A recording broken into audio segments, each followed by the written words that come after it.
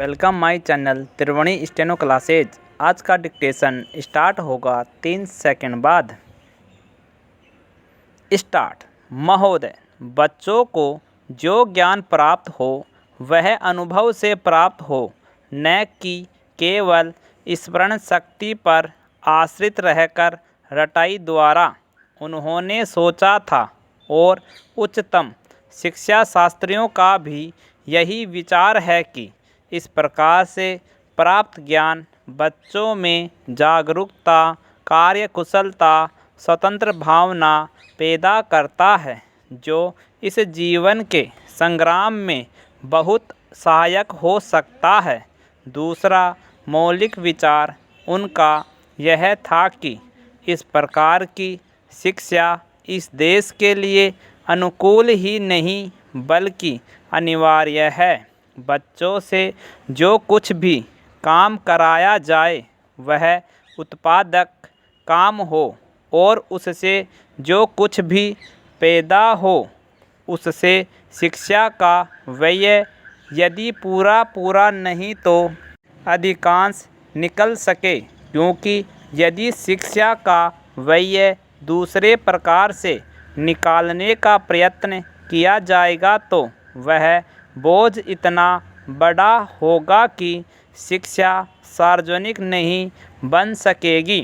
पिछले वर्षों में जो कुछ भी विचार किया गया था या प्रयोग करके देखा गया, उससे जहाँ तक मैं समझता हूँ वही निष्कर्ष निकाला जा सकता है जो पहले सम्मेलन में हुई बहस से निकाला जा सकता था। हमारे शिक्षा शास्त्रियों ने इस पद्धति की अनुकूलता और श्रेष्ठता तो मान ली थी, पर उनकी दृष्टि में इसके द्वारा शिक्षा का व्यय निकालना असंभव ही नहीं, अनुचित भी था। प्रयोग से देखा गया है कि इस पद्धति की उपयोगिता है और इससे पूरा नहीं तो अधिकांश व्यय निकाला जा सकता है। यह मैं प्राथमिकता और माध्यमिक शिक्षा के संबंध में कह रहा हूँ। पैरा। उच्च कोटि की शिक्षा के संबंध में अभी प्रयोग नहीं के बराबर हुआ है, इसलिए उसके संबंध में अभी कुछ भी कहना संभव नहीं है।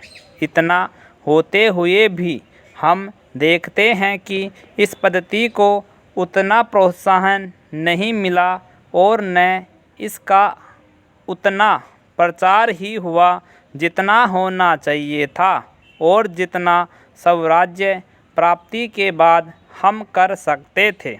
इसका कारण जहाँ तक मैं समझता हूँ यही है कि इसकी उपयोगिता प्रमाणित होने पर भी पुरानी पद्धति पर जो आस्था थी वह अभी दूर नहीं हुई है और इसी कारण शिक्षा के काम में जो व्यक्ति लगे हुए हैं उनका न तो इस ओर ध्यान गया है और न उन्होंने इस विषय पर गहराई से चिंतन ही किया है। पैरा।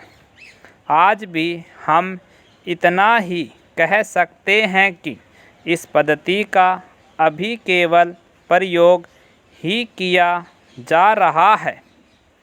इसे राष्ट्रीय कार्यक्रम मानकर हमारी सरकार ने उसको चालू करने का निश्चय नहीं किया और क्रियात्मक रूप से कुछ करने की बात तो नहीं के बराबर ही है। उसका परिणाम यह हुआ है कि पुरानी पद्धति की संस्थाएं दिन प्रतिदिन बढ़ती जा रही है और शिक्षा पर सरकार जो कुछ भी व्यय कर सकती है या करना चाहती है उसका बहुत बड़ा अंश उस पद्धति को ही बनाए रखने में व्यय हो रहा है और इस पद्धति को बहुत कम प्रोत्साहन मिला है। मेरा अपना विश्वास है कि शिक्षा में मौलिक परिवर्तन अवश्य किया जाएगा। पैरा। महोदय, बहुत बड़ा अंश अनुभव और लोगों की कही सुनी बातों से, देखे हुए दृश्यों से और कुल तथा समाज की परंपरा से प्राप्त होता है। सिनेमा इस सभी प्रकार के ज्ञान की प्राप्ति में सहायक हो सकता है, क्योंकि यह मनुष्य की दृश्य और श्रव्य अनुभूतियों के क्षेत्र को बहुत ही बढ़ा सकता है। यह एक साधारण सी बात है जिसे सभी जानते हैं कि केवल सुनी सुनाई बात की अपेक्षा हम पर देखते हुए दृश्य का प्रभाव अधिक पड़ता है, और हम यदि सिनेमा द्वारा किसी चीज़ को देख लेते हैं तो उसका उतना फल तो नहीं होता जितना स्वयं आँखों द्वारा देखने से मिलता है।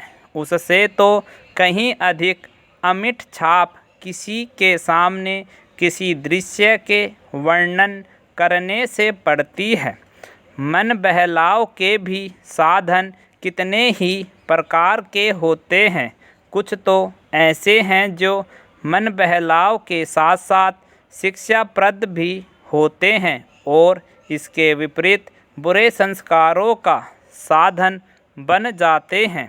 मैं स्वयं यह दावा नहीं कर सकता कि मैंने बहुत सी फिल्में देखी है। सच पूछिए तो मुझे बहुत कम फिल्में देखने का अवसर मिला है, पर मेरे पास जो खबरें पहुंचती हैं बहुतेरे विश्वसनीय भाइयों और बहनों द्वारा जो शिकायतें पहुंचाई जाती है, उनसे मालूम होता है कि बहुतेरी फिल्में दूसरी कोटि की है, जो शिक्षा अथवा मन बहलाव का साधन न बनकर बुरी वासनाओं को जागृत करती है, विशेषकर युवाओं के चरित्र पर बुरा प्रभाव डालती है। हो सकता है कि इस प्रकार की फिल्में अधिक लोकप्रिय होती हो, उनके द्वारा अधिक पैसे कमाए जा सकते हो। कुछ लोग यह कह सकते हैं कि फिल्म निर्माताओं का काम ऐसी फिल्मों को बनाना है जो लोकप्रिय हो, क्योंकि वे एक प्रकार की मांग को पूरा करती है। पैरा। यह भी कहा जा सकता है कि फिल्मों का ध्येय मन बहलाव ही है। उसको तो तभी सफल मानना चाहिए जब फिल्में उन लोगों का मन बहला सके जिन लोगों के लिए बनाई गई हो। ये सब बातें बहस के रूप में कही जा सकती है, पर मैं चाहूँगा कि कोई भी सिनेमा हो अथवा फिल्म के बनाने वाले हो, वे यदि अपना कर्तव्य समाज सेवा समझते हैं, और उन्हें ऐसा समझना भी चाहिए, तो उन सब के लिए ये सब बातें यदि अग्राह्य नहीं तो गौण अवश्य हैं, और उनका मुख्य उद्देश्य तो सेवा ही होना चाहिए। पैरा। सेवा तभी तक सेवा रहती है जब तक वह सेव्य का हित करे, न कि उसे गिराए।